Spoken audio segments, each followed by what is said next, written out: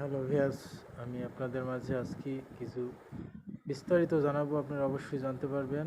গত 3 থেকে 4 দিন আমি ছিলাম না, যে তথ্যটা পেয়েছি আপনারা অবশ্যই সেটা বুঝতে পারবেন। আজকে বাংলাদেশে যে সোনালী আঁশ পাটের তথ্য সেটা জানাবো, যে কোন জেলায় কত টাকা বাজার বেচা কেনা হচ্ছে সেই সম্পর্কে জানাবো। পাটের দাম আবারও বাড়তি বাজার আমরা জানতে পারছি। ভালো মানের পাটগুলো যেগুলো বেচা কেনা হয়েছে বাংলাদেশে কুষ্টিয়া জেলায়, রাজশাহী জেলায়, নাটোর এবং ফরিদপুর ও যশোর সব জেলায় থেকে আমরা তথ্যগুলো পেয়েছি, এবং বাংলাদেশে যে খুলনা ঝুট মেল সম্পর্কে সেখানেও জানতে পেরেছি।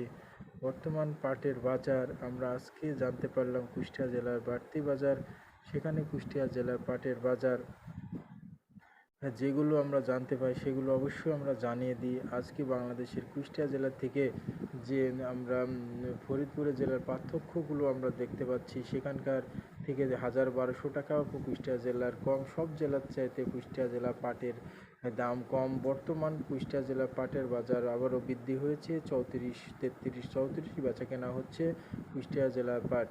আসলে আমরা যে পাটটা দেখতে পেয়েছিলাম 3000 টাকা, সেটা এখন 33-3400 পর্যন্ত বেচা কেনা হচ্ছে কুষ্টিয়া জেলার পাট। ভালো মানের পাটটা গাড়ি লোড হয়েছে, কিন্তু বেশিরভাগ কাটা যেগুলো কাটা ধরা সে পাটগুলো গাড়ি লোড হচ্ছে। দাম একটু কম হলো, পাটের কোয়ালিটি অনুযায়ী দাম দেখা দিচ্ছে। বর্তমান পাটের বাজার আবারও ভালো। রাজশাহী জেলা পাটের 4000 ধরদার, 4000-এর নিচে বেচা কেনা হচ্ছে 36, 37, 38, 39 এর ভিতর বেচা কেনা হচ্ছে।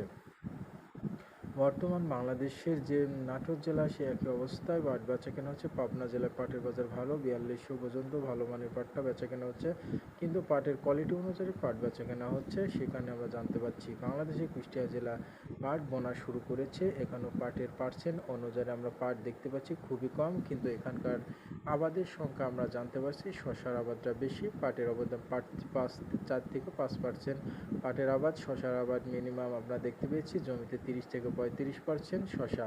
বাংলাদেশের শশাতে প্রতি বিঘা জমিতে 1 লক্ষ থেকে 2 লক্ষ টাকা পর্যন্ত তারা ইনকাম করতে পারে।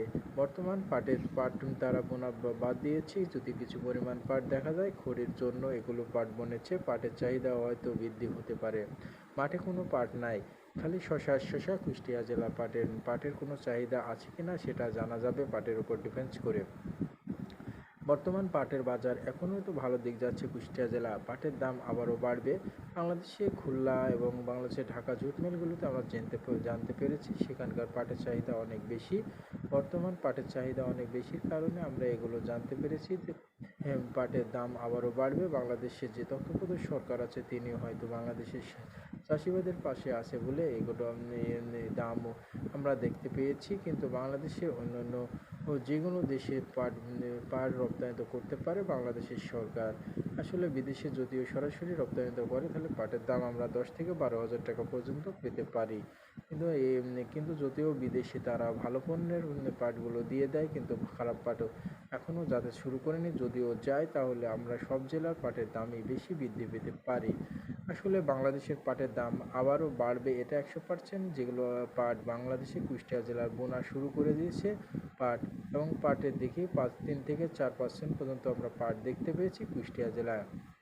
বর্তমান পাটের বাজার আবারও ভালো দিক প্রদর্শন করছে।